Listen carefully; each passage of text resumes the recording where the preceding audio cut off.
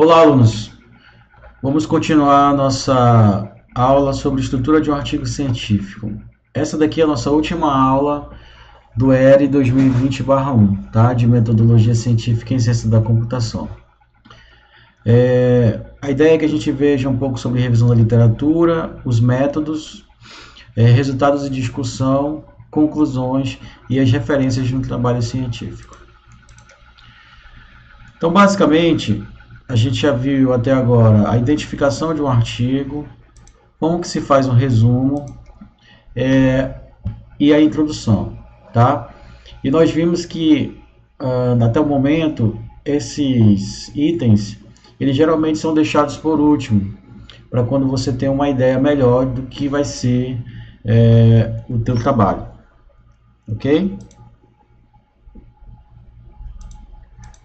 Então vamos lá, revisão da literatura. Então, a revisão da literatura, nós falamos bastante sobre literatura, né, no nosso curso, esse período. Então, a principal função dele é posicionar o seu trabalho, tá? No contexto de outros trabalhos. Ela não se limita em listar os trabalhos relacionados de forma fragmentada. Então, você precisa explicar qual é a relação que existe do teu trabalho com os outros, tá?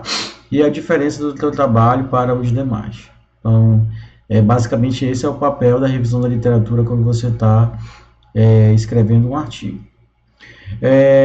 A tendência do aluno que está começando é tentar explicar o que os trabalhos relacionados, cada trabalho relacionado em parágrafos distintos, né? Um trabalho A faz isso, o trabalho B faz aquilo, o trabalho X faz isso, o trabalho Y faz isso, tá? Mas, com o amadurecimento da pesquisa, o teu trabalho ele não pode se resumir apenas a descrever o que os outros trabalhos fizeram. Você precisa fazer essa relação, né? Precisa descrever essa relação entre os trabalhos, pontos fracos, pontos fortes entre os trabalhos que existem na literatura.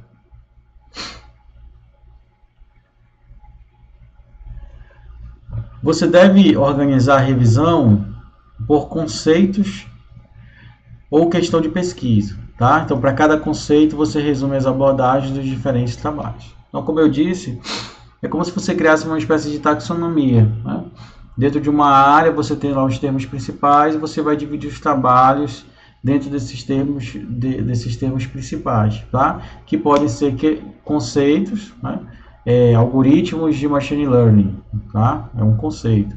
Ou questões de pesquisa, problemas de detecção de falhas, problemas de encriptação de dados móveis. Então você vai conceituar, vai dividir as tuas referências a partir disso daí, tá? E como eu disse, é importante você explicar a interligação, tá? Que existem entre esses diversos conceitos. Tem que ter uma sequência lógica, tá? Na hora que você está apresentando a revisão da literatura. Frequentemente, a revisão da literatura vem após a introdução, tá?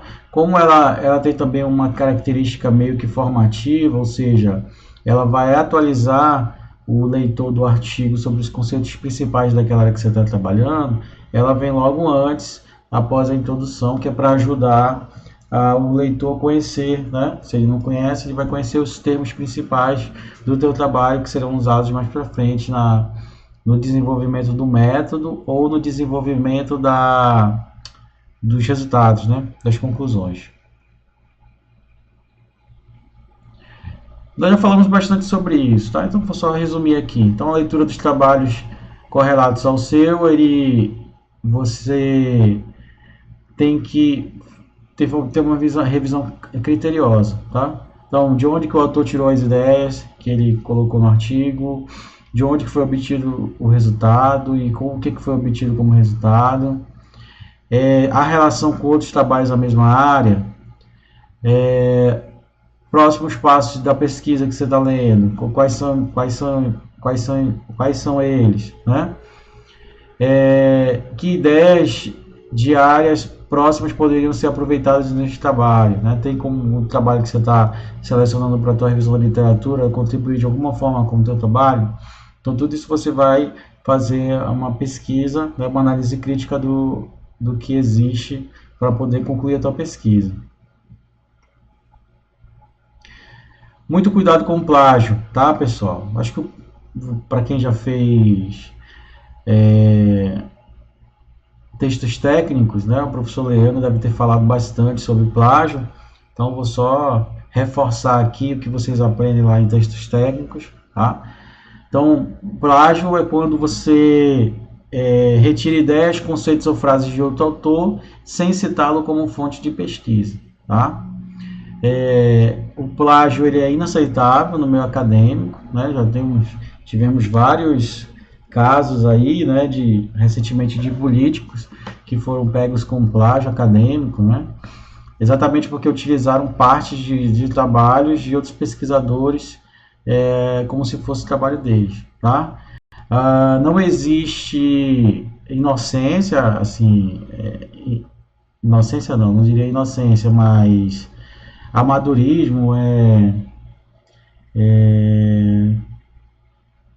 esqueci a palavra agora, não existe, você não pode alegar que cometeu aquele plágio sem dolo, né? Sem culpa, não tem como você fazer isso, porque o plágio ele precisa ser levado muito a sério pelos pesquisadores, tá? Você evitar que tenha algum plágio nos textos que você produz, nos textos acadêmicos. Muito cuidado, a maioria de vocês vai fazer o TCC, então muito cuidado com plágio no TCC, tá? A tendência, muitas vezes o aluno, por ser imaturo, ele acha que aquela simples cópia que ele fez não vai ser pega, né? Mas os professores geralmente são muito rigorosos com isso, então por mais que você modifique algumas palavras, é possível identificar o plágio com muita facilidade. Quando você é um pesquisador já com muita experiência, né? Você simplesmente detecta plágio muito facilmente, tá? Então não adianta fazer plágio, você vai ser pego, mesmo que você tenha feito sem querer, né? Já que eu disse para vocês que isso não existe. O pesquisador ele deve ser capaz de articular as ideias desses autores de referência com as suas próprias ideias, tá? Parece fácil, mas não é. Exige um certo tempo para você amadurecer todas as suas ideias. Então, por isso que a leitura de muitos artigos ela é muito importante, tá? Lendo os artigos, você acaba aprendendo como escrever. É como se fosse ler um romance para escrever bem português, né? Ler vários romances para escrever bem português. A mesma coisa aqui. Para escrever um bom artigo, você precisa ter bastante tempo de leitura, né? Fazer várias e várias leituras para poder ver como que os pesquisadores eles apresentam as ideias. E aí você aprende a apresentar as suas próprias ideias, tá? Tem várias formas de plágio: plágio direto, plágio indireto, tá? E o plágio consentido, tá? O conluio entre os autores. O que é o plágio direto? Tá? Quando você copia na íntegra, tá? Sem identificar a fonte. Então, só um exemplo aí, ó, o texto original. O governo eletrônico ajuda a reduzir preços de compras públicas porque permite não só aumento, bará, bará, bará. A situação correta para cá seria, segundo a Guiar, 2010, página 91, coloca lá entre aspas o texto que foi citado, né? Através da citação direta, tá? Se você esquecer de fazer isso, você está incorrendo em plágio, tá? Você não pode pegar aquele texto ali original e copiar para o teu trabalho sem fazer nenhuma referência a ele. O plágio indireto, né? Você parafrasear alguma coisa, escrever com as suas próprias palavras, né? Mas aquela ideia ela continua lá, por mais que vocês tenham escolhido outras palavras, outros verbos, outros adjetivos, tá? A ideia continua lá, tá? Então você também não pode fazer isso. Mesmo que você tenha parafraseado, a ideia não é sua, você vai referenciar. Essa parte é interessante. Geralmente é muito fácil detectar que o autor ele fez um novo texto só mudando as palavras. Porque a parte técnica, né, a gente entende, todo mundo entende a parte técnica de computação, né? Se for um artigo da tua área, você sabe que o cara não inventou determinada coisa, né? Aquela ideia é uma ideia já consolidada. Então, se ele copiar, é como se aquela ideia consolidada fosse dele. E isso é muito fácil de detectar, tá? Você pode botar lá, buscar palavras, né, antigas aí do português para tentar reescrever, porque a parte técnica, na essência, ela é fácil de identificar que não foi o autor que criou, né? Esse mosaico é quando você usa partes de vários textos, né? Pega 4 artigos, pega uma frase de um, uma frase de outro, uma outra frase aqui, uma outra frase aqui, junta tudo aí, ó. Pô, não, criei um texto novo. Não, isso é plágio indireto da forma de mosaico, ou seja, você plagiou vários trabalhos para produzir aquele texto, tá? O plágio consentido, infelizmente, existe, né? Por pessoas criminosas, né? Seria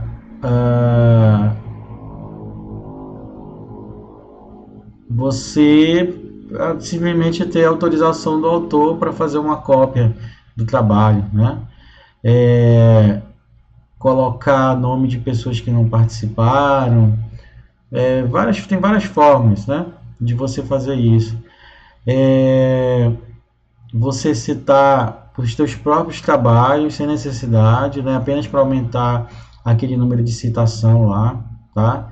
Essas são atitudes que não são aceitas na academia.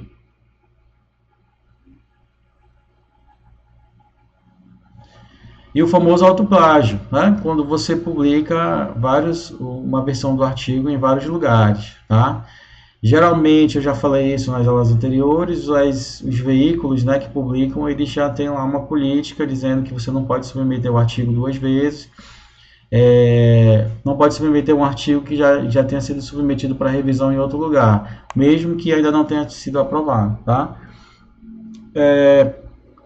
Isso tem várias razões, né? Mas acho que a principal aí é porque geralmente esses veículos eles trabalham com trabalho voluntário, né? De pesquisadores renomados, e aí imagina um pesquisador avalia um artigo e tudo mais, aí aprova, e aí o autor desiste de publicar porque ele foi aceito em um lugar mais importante, digamos. Então, é um desperdício de trabalho que não pode existir, tá?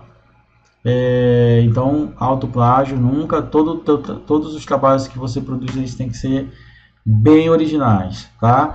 Se você tem um trabalho que é parte de outro, você precisa definir bem quais são as contribuições desse novo trabalho, tá? As contribuições, elas não podem ser pequenas, elas têm que ser relevantes para você poder publicar um trabalho derivado dessa forma, não para não considerar que seja um autoplágio. Beleza, revisão da literatura, a gente já falou bastante sobre isso, não precisa ficar falando aqui, né? Vocês até fizeram várias revisões aí de artigos de alunos, né, inexperientes e artigos que foram realmente publicados em conferências, tá? Deu para ter uma ideia assim do iniciante para o mais maduro, né, ao longo de uma pesquisa. Claro, dependendo do trabalho, essa revisão de literatura ela é muito mais profunda. Então, uma revisão de literatura de um artigo, numa conferência, ela é você tem uma limitação de páginas lá, 12 páginas, 6 páginas. Então, você não pode botar uma revisão de literatura muito profunda. E a revisão de uma tese de doutorado, por exemplo, é extremamente profunda. Você vai ter lá páginas e páginas fazendo a revisão da literatura. Então, dependendo do veículo, você tem uma profundidade maior ou menor dessa revisão da literatura, tá? E ela é de extrema importância. Quando avalio um trabalho, eu tenho atenção especial à revisão da literatura, porque é o que o cara colocar ali, eu sei se ele é expert ou não numa área, tá? Se ele colocar baboseira ali na revisão da literatura, eu sei que o trabalho dele tem grandes chances de ter muitas falhas, tá? Porque ele não estudou, não se aprofundou adequadamente na literatura existente. E aí você acaba colocando dúvida no trabalho. Se ele não leu a literatura adequadamente, pode ser que exista um trabalho que faça tudo que ele está dizendo que está fazendo, né? E aí isso aí não pode acontecer. Então você acaba descobrindo lá na hora da revisão do trabalho, quando o autor manda para a banca, você descobre que esse trabalho que ele está fazendo não é importante, tá? Tudo por causa de uma revisão da literatura mal feita, tá? Então, sempre que vocês forem fazer um trabalho acadêmico, tomem muito cuidado, tá? Peçam bastante orientação do orientador, isso é muito importante, ele vai poder indicar para vocês as principais obras, e sigam sempre aquela metodologia, né? Revisão sistemática da literatura, anotando tudo, guardando os termos, repetindo os passos novamente de tempos em tempos para sempre ter os artigos mais atuais. Bora falar um pouquinho dos métodos. Método, pessoal, é como você conduz a pesquisa. A computação ela tem várias áreas e sub-áreas, né? De pesquisa, e que cada sub-área tem um jeito peculiar de apresentar os métodos, né? Pesquisas são mais teóricas, tem um tipo peculiar de apresentar método. Geralmente é uma avaliação analítica, né? Com provas, teoremas, às vezes com implementações de uma programação em lógica. Tudo isso é válido quando você está apresentando método. Já numa área mais empírica, por exemplo, redes de computadores, você pode ter métodos mais estatísticos, analíticos, né? Numéricos, né? Algorítmicos, para resolver os problemas, e eles acabam descrevendo os métodos. Então a gente não vai se aprofundar muito nos métodos, não. A área que vocês escolherem, quando vocês estiverem fazendo a revisão da literatura, vai estar tudo lá. Todos os métodos que são tradicionalmente utilizados, tá? Por exemplo, em redes, que é a minha área, é muito empírico, você tem muitas implementações, né?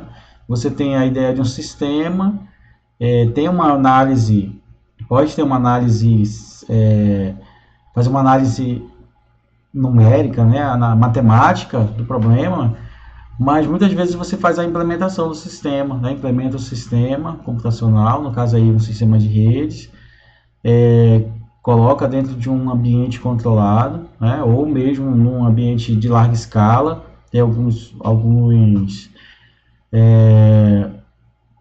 arcabouços aí de que você pode experimentar em vários computadores ao redor do mundo, por exemplo, pesquisa de avaliação de desempenho, tá? Na internet.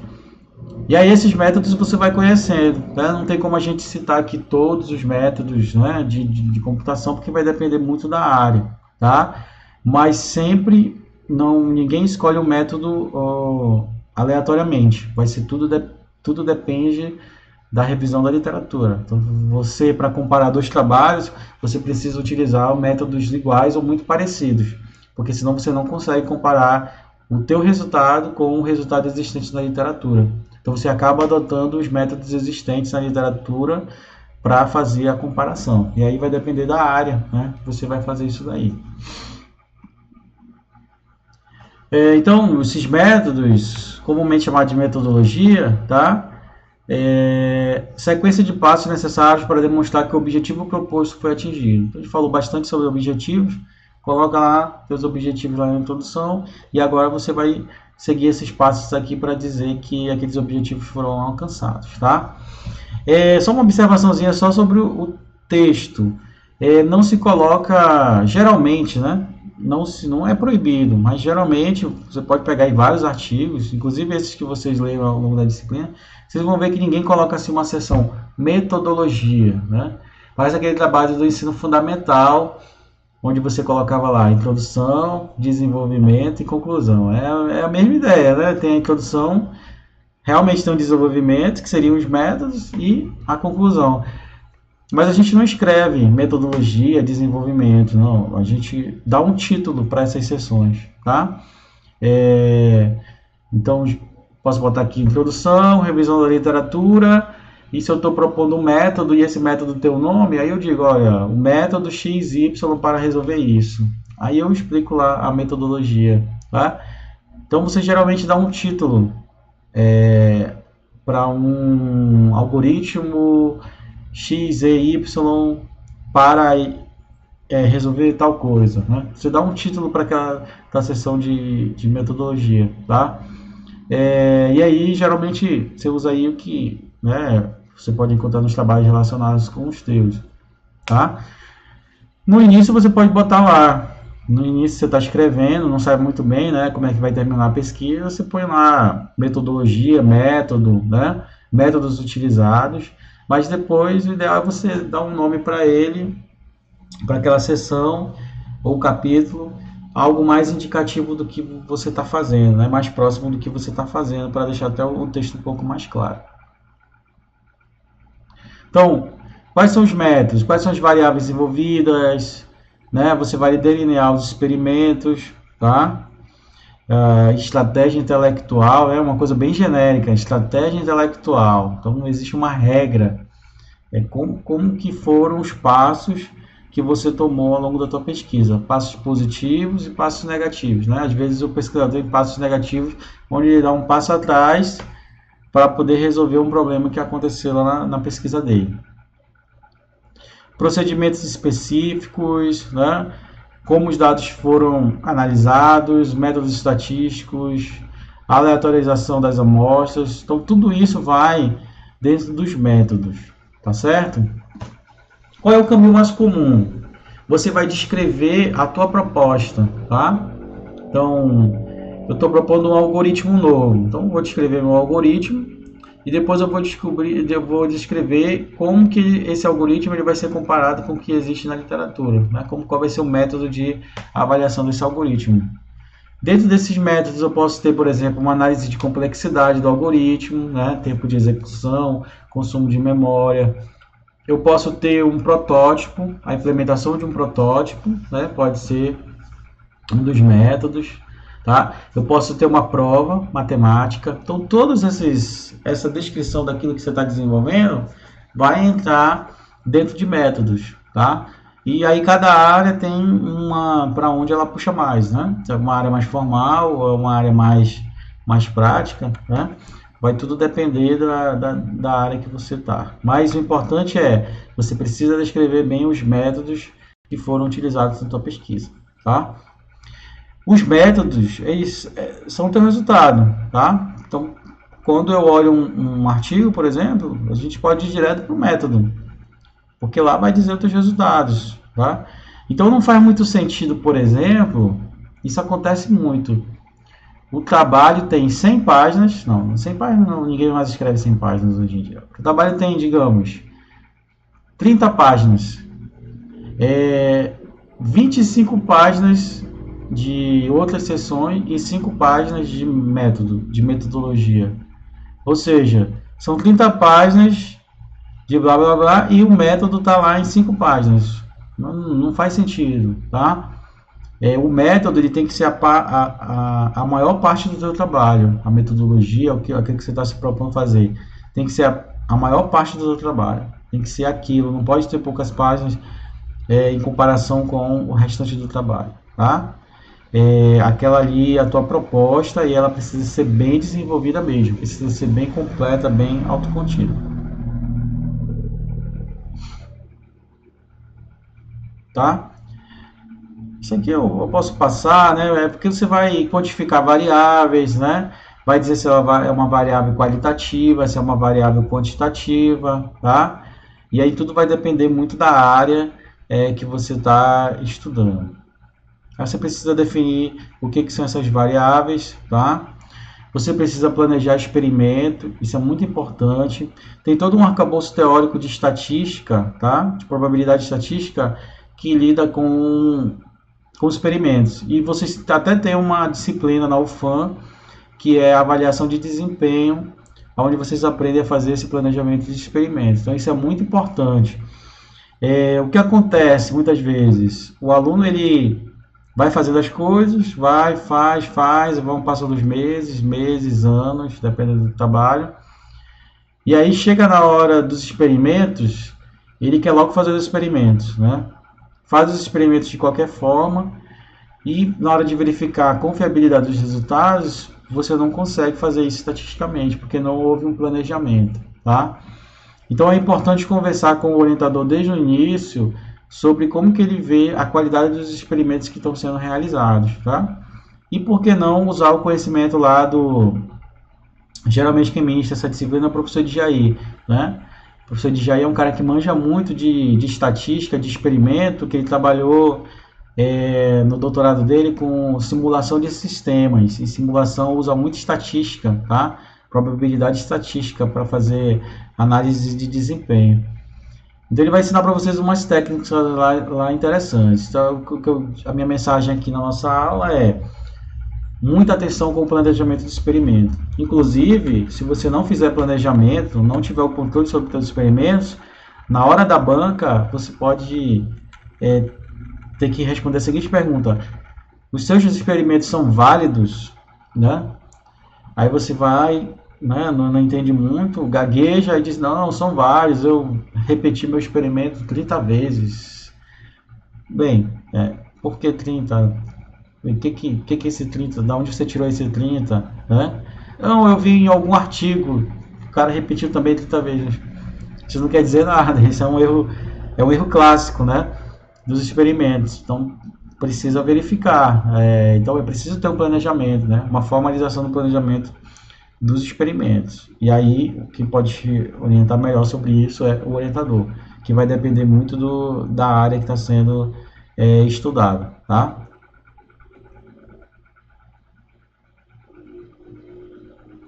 Pode passar isso, não tem problema.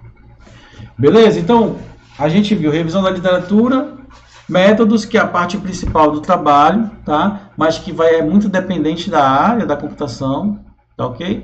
E aí chega nos resultados de discussão, tá? No método, você já fez os experimentos, você planejou, executou os experimentos. Então, nos resultados de discussão, você vai agora discutir esses resultados numéricos, analíticos, ou numéricos, analíticos, né?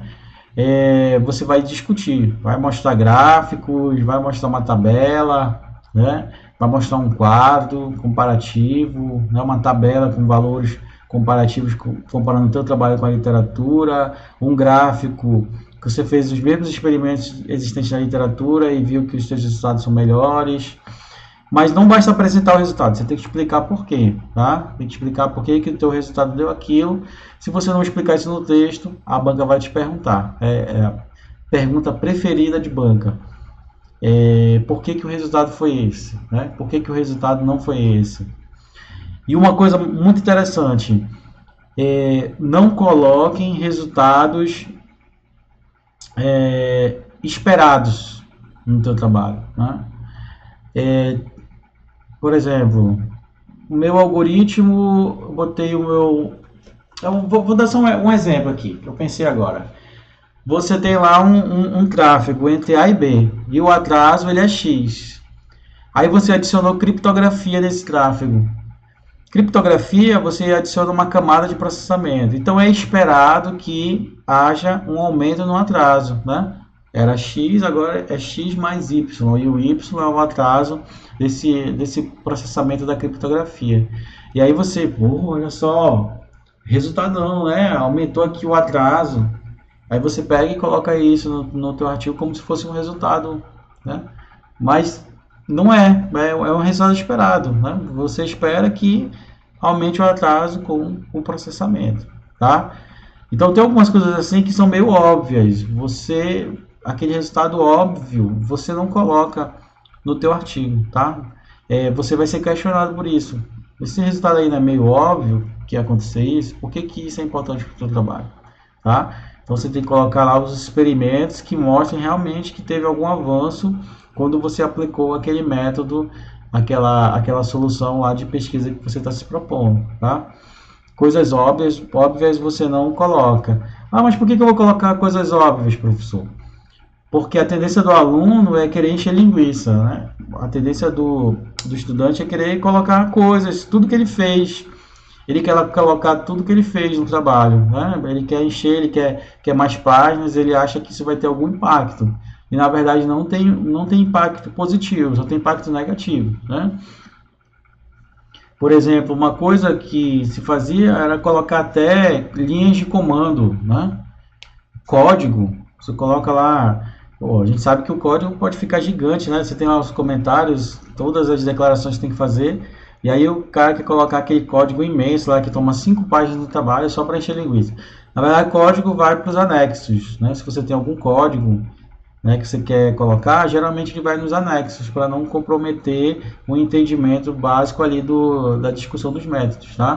Dos resultados das discussões. Resumindo, as coisas mais importantes, as verdadeiras contribuições do teu trabalho, que não sejam óbvias de serem identificadas, tá? Elas devem ir nos resultados de discussão.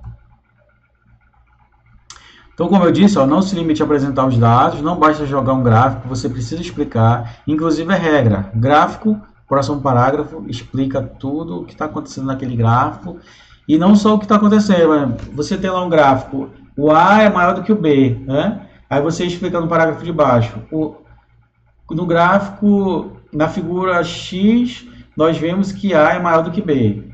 Bom, vai ficar assim, né, o revisor.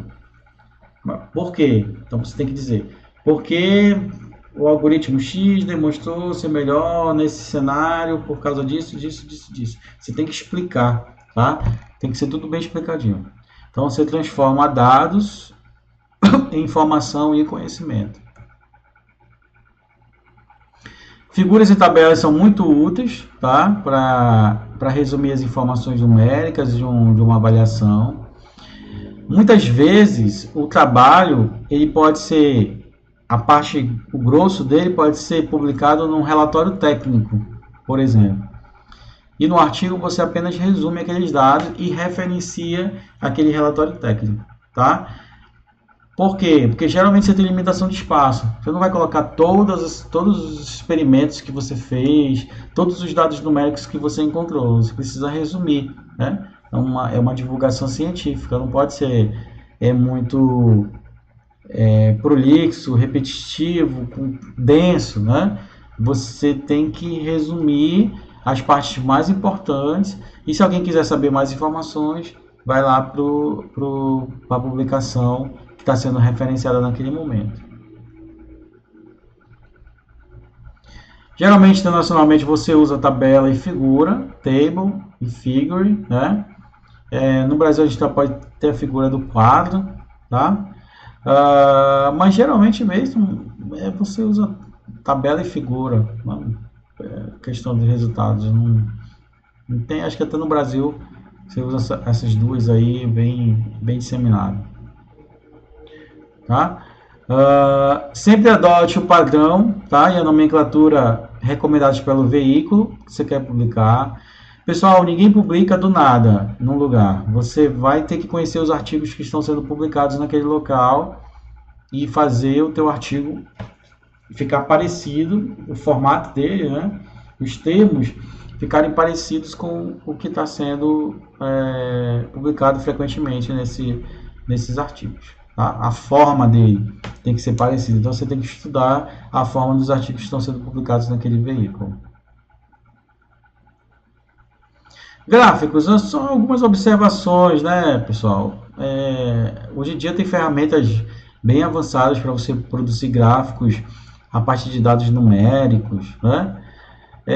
Mas tem algumas coisinhas que são bem básicas, tá? Primeiro, nada de gráfico colorido. Geralmente, as publicações são em preto e branco, tá?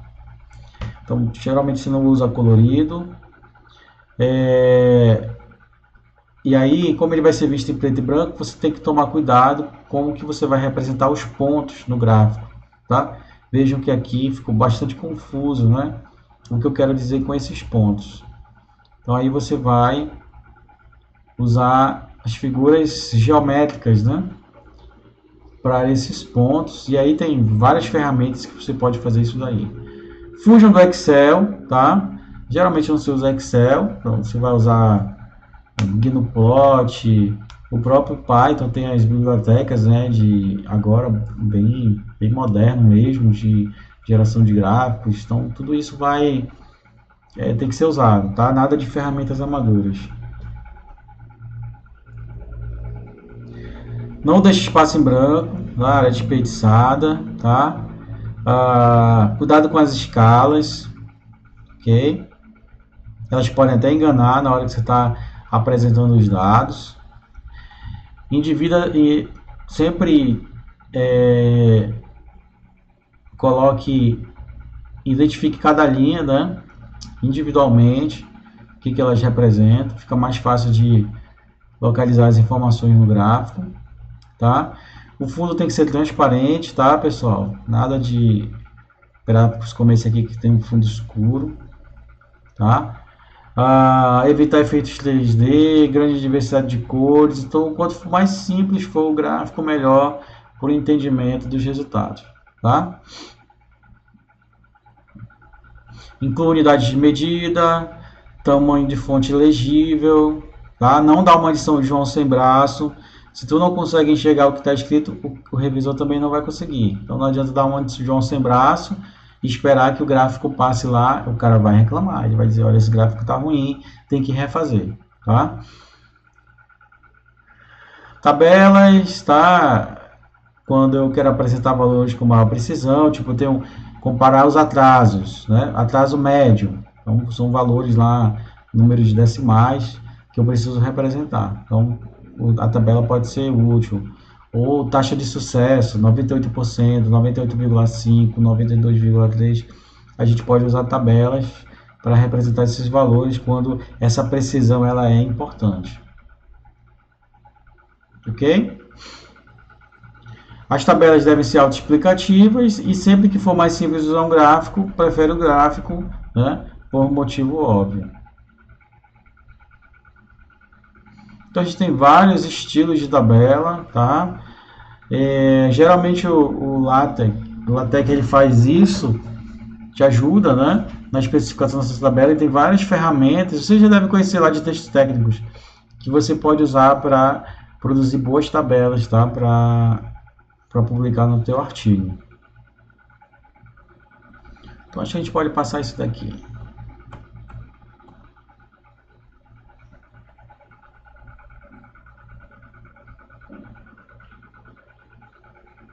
Ok?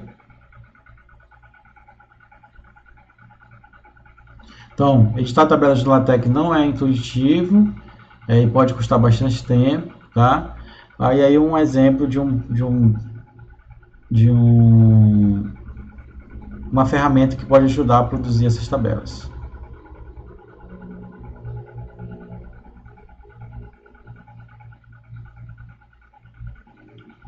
Podemos passar isso aqui, tá? Considerações éticas. O gráfico atende a um propósito? O gráfico é simples e organizado? O gráfico apresenta uma quantidade gerenciável de informações? O gráfico atende às expectativas de formato dos leitores? O gráfico está claramente identificado? O gráfico é honesto? O gráfico aparece em um lugar que faça lógica no texto? O gráfico é explicado no texto? Os rótulos de texto no gráfico são legíveis? Você citou a fonte dos gráficos apropriadamente, se não forem seus, né? Se não forem seus, você precisa citar a fonte. Se parte dos dados lá não forem seus, uma parte é seu e outra parte não é, você tem que citar a fonte original da parte que não é sua, tá? E deixar claro no texto quais foram as suas contribuições na hora de construir esse gráfico. Conclusões, tá? Retorne aos objetivos geral e específico do trabalho, tá? Argumente como esses objetivos forem atendidos. Geralmente na leitura você pega a introdução, vai lá para as conclusões e verifica se o autor consegue identificar se ele conseguiu ou não alcançar os objetivos que ele se propôs lá no início, tá? Se tiver ok, aí você vai continuar lendo o texto para verificar se aquilo realmente é verdade ou não, ou se o autor ficou muito superestimado, né? Se os resultados ficaram muito superestimados. Toda solução, pessoal, tem restrições, tá? Você precisa descrever essas restrições. Se você não descrever, você vai ser perguntado. Se não tiver no texto, vai ser considerado como um trabalho incompleto. tá? Então, se o teu algoritmo funciona só em determinadas situações, lá na conclusão você precisa dizer, olha, meu algoritmo foi utilizado dentro dessas restrições, tá? Isso é muito importante para a pesquisa acadêmica, você delimitar as suas restrições.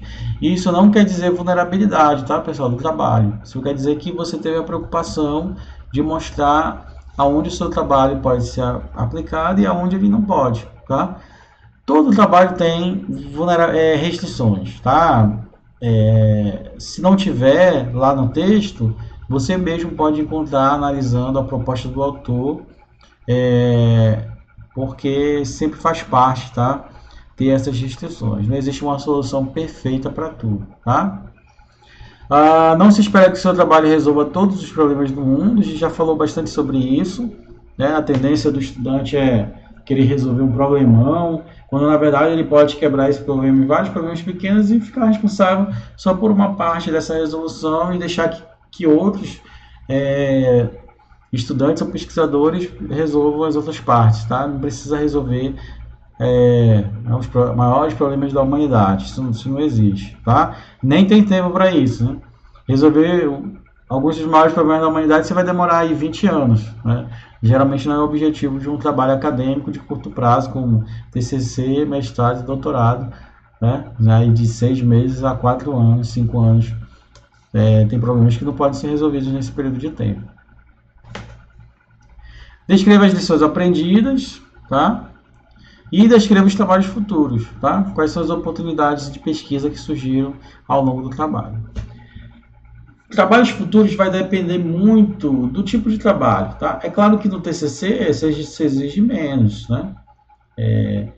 No doutorado, você exige que se abra uma nova área de pesquisa, né? Geralmente o doutorado abre uma nova área de pesquisa.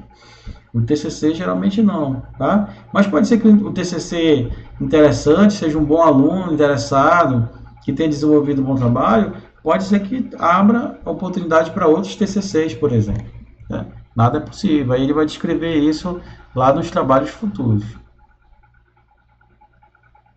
Referências. Eu vou passar rápido referências, tá? Vocês já devem ter discutido bastante isso sobre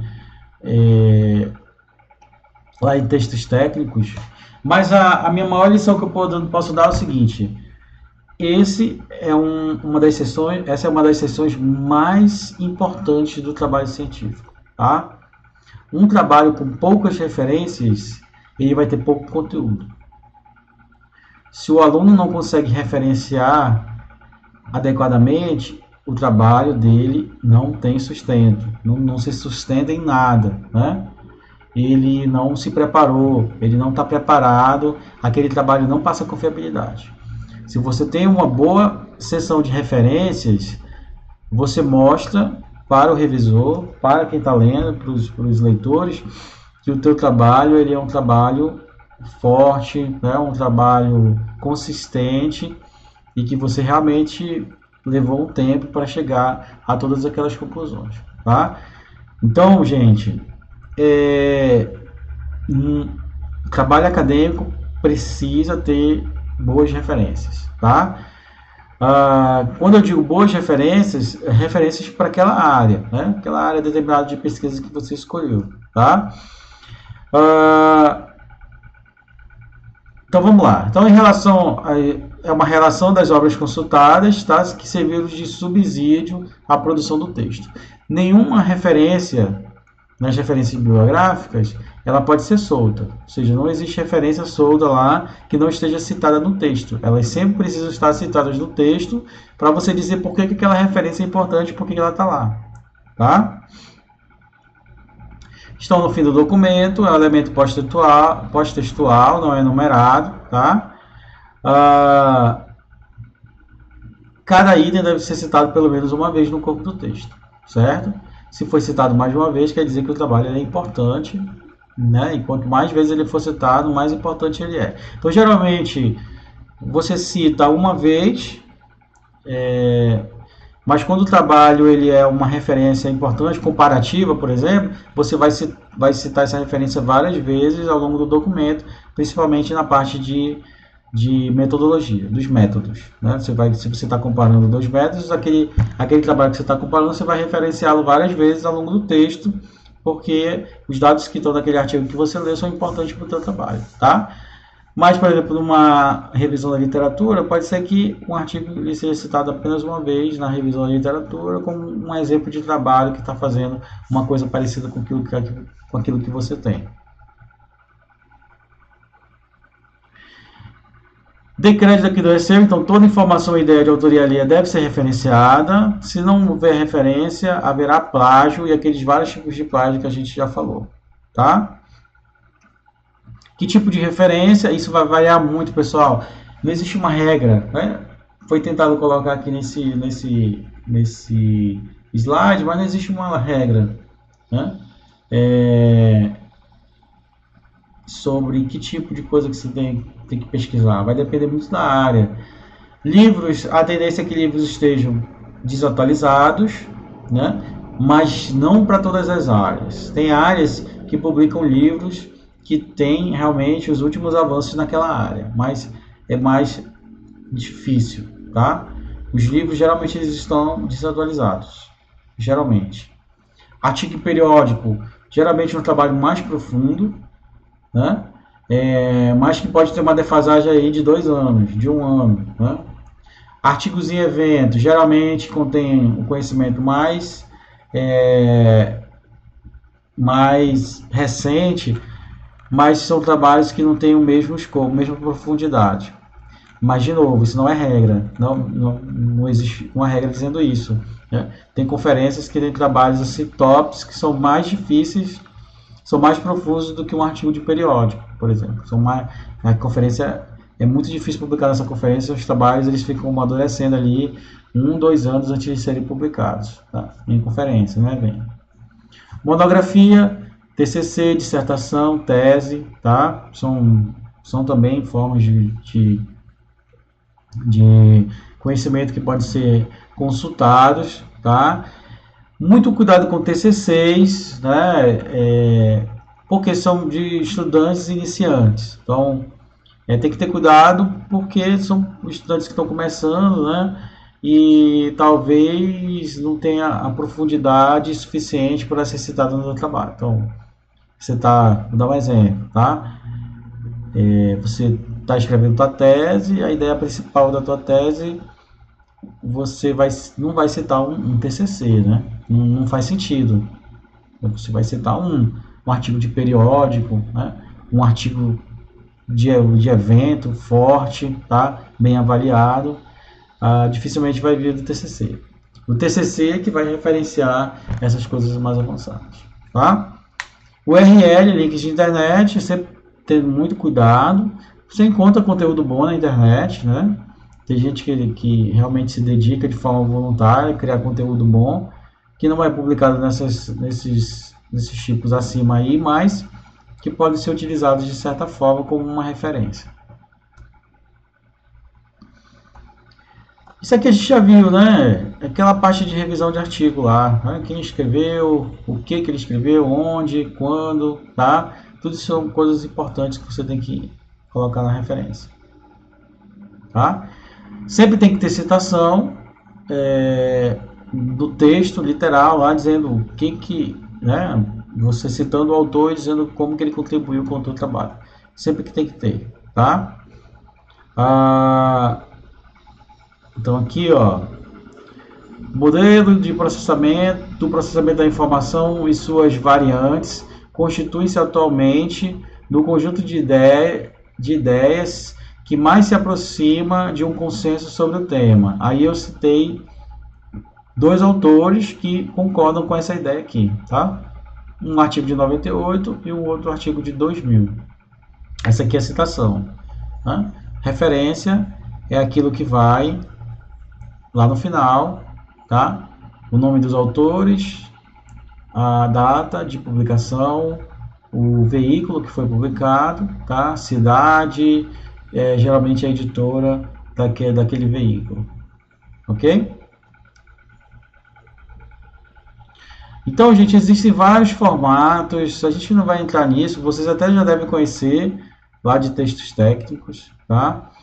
Geralmente você utiliza o formato do veículo que vai ser onde vai ser publicado, e ele já te dá uma biblioteca lá pronta que você vai usar para gerar automaticamente.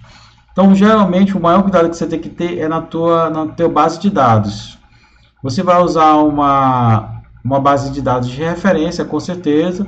Quando tem a BibTeX, você vai lá fazer uma base de dados, e aí como que você vai introduzir os dados nessa base é que você tem que tomar muito cuidado, né? De sempre colocar o nome dos autores de uma forma, do veículo, sempre se preocupar em ter o nome do veículo, o ano de publicação, a editora, porque aí muda a biblioteca do veículo onde você vai publicar, ela automaticamente vai gerar as referências lá para você não precisa se preocupar com isso. Então, o maior cuidado é, ao ler as suas referências, sempre guardar direitinho lá no BibTeX, na tua biblioteca, né?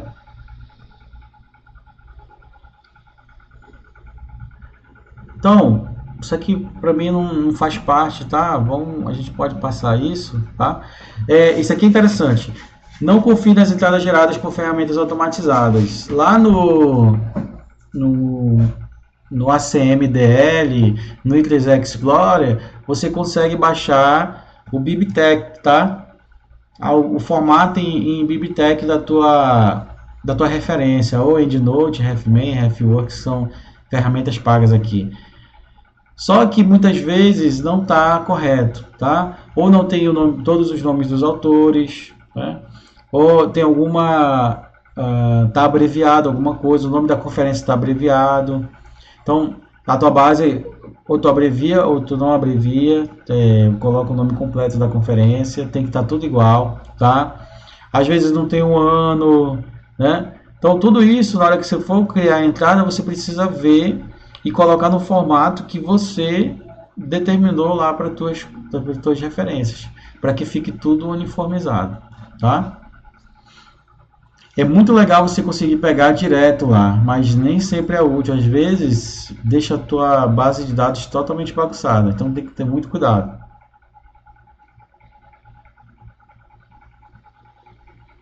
Cuidado com o nome dos autores, tá?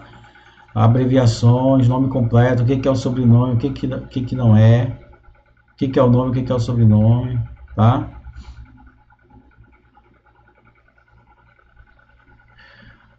Na tua base de dados, todos os nomes têm que ser listados. Então, é a ferramenta que vai dizer quando vai ser usado o et al. Aqui. Você não pode deixar de citar todos os nomes do artigo. Então, talvez no BibTeX lá não tenha, que você baixou, não tenha, mas aí você vai ter que abrir o PDF e verificar quem são os autores e terminar de preencher a informação. Então, basicamente, você acaba completando sempre as informações que são fornecidas pelas bases de dados. Ok? Não repita ano, vai depender tudo da base, se tu vai ter o ano só em algum lugar. Isso aqui é interessante. Você precisa, tem alguns termos que são escritos com letra maiúscula, então você precisa também editar a tua biblioteca lá. E às vezes quando você importa, vem em minúsculo. Aí antes de colocar, você precisa editar o teu BibTeX lá, a tua base de dados, para que ele coloque a versão na versão maiúscula das palavras daquela área lá em questão. Nada de URL em artigos científicos, tá? As URLs podem mudar e não é bom que tenha, tá? Você tem que colocar informações suficientes para que seja possível encontrar aquele artigo em algum lugar, tá? Quando você for fazer uma pesquisa. Ok?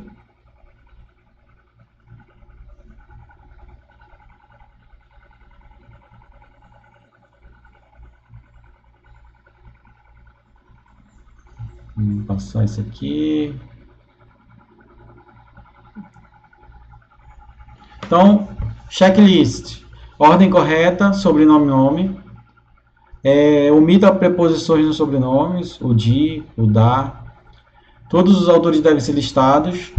Não repita o ano, tem lá um campozinho I, que você vai botar lá o ano, não precisa colocar, por exemplo, acontece muito, o year tá lá, 2018, e aí o nome da conferência tem 2018, conferência nisso e naquilo. Não, tira aquele 2018 do nome da conferência, deixa o nome tradicional dela e deixa só no campo I o ano, tá? Letras maiúsculas são importantes, não despreze as letras maiúsculas, né? Tem que mudar se for um termo técnico. Não ponha URL em artigos científicos. Geralmente é permitido URL em projetos. Digamos, eu usei uma base de dados de rotas de internet de um projeto lá, LiveRoute, né? Aí você põe, tudo bem, pode botar, porque dificilmente vai mudar essa URL principal do projeto. Mas se for para uma publicação, é muito comum essa URL desaparecer com o tempo. Não deixe faltar o quem, o que, onde, quando. Essas são as perguntas básicas das referências, tá? Não se enumera o título da seção referências. Geralmente esse tipo de dica aí é para quem usa o Word, né? Porque para quem usa o LaTeX, geralmente vai usar uma biblioteca já pronta, um modelo, um template de uma conferência, e esse template já não vai estar com a seção de referências numerada, tá?